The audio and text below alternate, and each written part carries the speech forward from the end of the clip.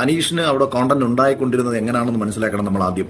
അനീഷ് പല ആൾക്കാരുടെ അടുത്തും പോയിട്ട് റിയാക്ട് ചെയ്ത സമയത്ത് ആ റിയാക്ട് ചെയ്തപ്പോൾ ഉണ്ടായിട്ടുള്ള ഒരു കോണ്ടന്റ് ഉണ്ട്. അതായത് റിപ്പീറ്റ് ആയിട്ട് അനീഷ് പറയുന്ന കാര്യങ്ങളെ അന്വേഷിച്ച് ആവർത്തിച്ച് പറയുകയും അതിലൂടെ അപ്പുറത്ത് ഓപ്പോസിറ്റ് നിൽക്കുന്ന ആൾക്കാർക്ക് ഭയങ്കര ഇറിറ്റേറ്റഡ് ആയിട്ട് വരികയും ആ ഇറിറ്റേഷനിൽ നിന്ന് ഇപ്പൊ നമ്മൾ രേണു സുഖമായിട്ട് ബന്ധപ്പെട്ട് നമ്മൾ നോക്കിയാലും അല്ലാതെ മറ്റുള്ളവരുടെ സംസാരിച്ചപ്പോഴൊക്കെ തന്നെ തുടക്കത്തിൽ അനീഷ് സ്വീകരിച്ചിരുന്ന ഒരു സമീപനം ഉണ്ടായിരുന്നു. ആ സമീപനമാണ് ബേസിക്കലി അനീഷിനെ ഒരു കോണ്ടന്റ് ക്രിയേറ്ററാക്കി മാറ്റിയത്. പിന്നെ ഇതിനടുത്ത് അനീഷ് ഏറ്റവും ബുദ്ധിപരമായിട്ട് കളിച്ചൊരു ഗെയിം എന്ന് എനിക്ക് തോന്നിയൊരു സംഭവം ഞാൻ പറയാം. അതായത് ഷാനവാസ് ഭയങ്കര അമ്മിയമ്മി നമ്മുടെ അനീഷിന്റെ സുഹൃത്താക്കാൻ വേണ്ടിയിട്ട് ശ്രമിച്ചു.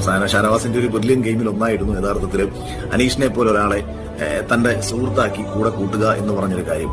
അപ്പം എന്തുകൊണ്ടായിരിക്കുമെന്നറിയാമോ? ബേസിക്കലി ഒരു സെലിബ്രിറ്റി സ്റ്റാറ്റസ് ഉള്ള ഒരു സീരിയലിലെ ഒരു മെയിൻ ലീഡ് ക്യാരക്ടർ ആയിട്ടുള്ള ഷാനവാസ് അനീഷിനെ പോലെ ഒരാളെ പ്രൊവോക്ക് ചെയ്യുകയോ അനീഷിനെ പോലെ ഒരാളടുത്ത് മോശം